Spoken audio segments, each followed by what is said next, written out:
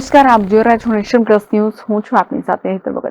છોટાઉદેપુર જિલ્લાના સંખેડા તાલુકાના એક શિક્ષક સતત ગેરહાજર રહેતા તેને સસ્પેન્ડ કરવાનો હુકમ જિલ્લા શિક્ષણ અધિકારીએ કર્યો છે. છોટાઉદેપુર જિલ્લાના સંખેડા તાલુકાના આકાખેડા ગામે આવેલી પ્રાથમિક શાળામાં પટેલ વિભાબેન રમણભાઈ તેઓ તારીખ 5/2/2024 થી 29/4/2024 સુધી 84 દિવસમાં કપાત રજા ઉપર ગયા હતા અને 13 માસથી સતત ગેરહાજર રહેતા જિલ્લા શિક્ષણ અધિકારી વારંવાર નોટિસ પાઠવી હતી, છતાંય તેઓ ફરજ ઉપર હાજર ના થતા પ્રાથમિક શાળાના બાળકોનો અભ્યાસ બગડતા જિલ્લા શિક્ષણ અધિકારીએ આંકખેડા પ્રાથમિક શાળાના શિક્ષકને નોકરીમાંથી સસ્પેન્ડ કરી દીધા છે. જ્યારે કમાડ તાલુકાના બામણિયા ફળિયા પ્રાથમિક શાળામાં ફરજ બજાવતા ચૌધરી હેમાંગીબેન ઘનશ્યામભાઈ તેઓ તારીખ 9/10/2023 થી 6/1/2024 સુધી કપાત રજા ઉપર ગયા હતા, પરંતુ રજા પૂર્ણ થયા બાદ છેલ્લા 16 માસથી તેઓ શાળા ઉપર હાજર થયા નથી.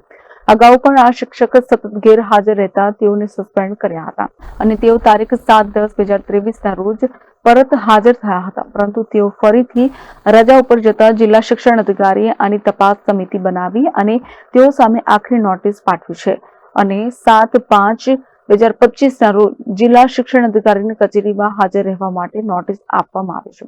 જ્યારે છોટાઉદેપુર જિલ્લામાં આવા શિક્ષકો જે શાળામાં ફરજ બજાવે છે અને વગર રજા રિપોર્ટ સતત ગેરહાજર રહે તેઓને ઘર ભેગા કરવા માટે તાલુકા પ્રાથમિક શિક્ષણ અધિકારીને તપાસ સોંપી છે.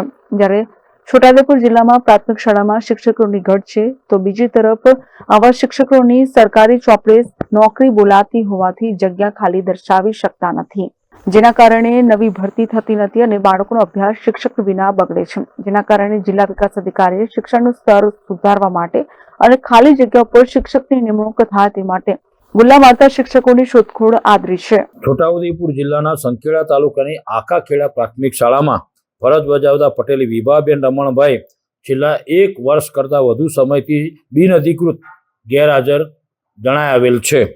તાલુકા પ્રાથમિક શિક્ષણ અધિકારી સંખેડાના રિપોર્ટ અનુસાર સદરબેન સતત 1 વર્ષ કરતાં વધુ સમયથી બિનઅધિકૃત ગેરહાજર જણાઈ આવેલ છે. બાળકોના શિક્ષણ પર માઠી અસર તેમણે પહોંચાડી છે. બાળકોના વિશાળ હિતને ધ્યાનમાં રાખી તેમની સામે અમે સેવા શિસ્ત અને વર્તણૂકના નિયમો અનુસાર તેમને અમે બરતરફ કરેલ છે. એવી જ રીતે કવાંટ તાલુકાના બામણી ફળિયા પ્રાથમિક શાળામાં ચૌધરી હેમાંગીબેન ઘનશ્યામભાઈ પણ છેલ્લા 7/10/23 થી તેઓ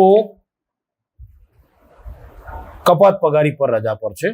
એટલે તેઓ પણ લાંબા સમયથી ગેરહાજર હોય તેમને પણ અમે તેમની ફરજ પ્રત્યેની બેદરકારી અને નિષ્કાળજીને ધ્યાને રહી બાળકોના શિક્ષણ પર ગંભીર અસર ન પહોંચે તે માટે અમે તેઓ સામે પણ અમે કારણદર્શક નોટિસ આપી એમનો ખુલાસો માગેલ છે.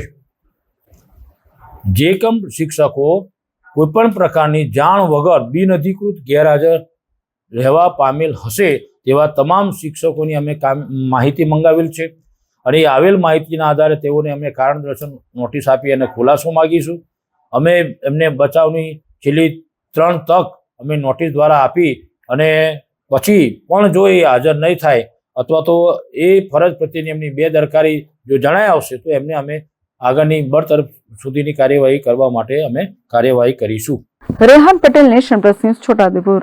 સમાચારોના સતત અપડેટ મેળવવા માટે અમારી નેશન પ્લસ ન્યૂઝની યુટ્યુબ ચેનલને સબસ્ક્રાઇબ કરો, બેલ આઇકન દબાવો અને જોડાયેલા રહો ફેસબુક, ઇન્સ્ટાગ્રામ અને ટ્વિટર પર.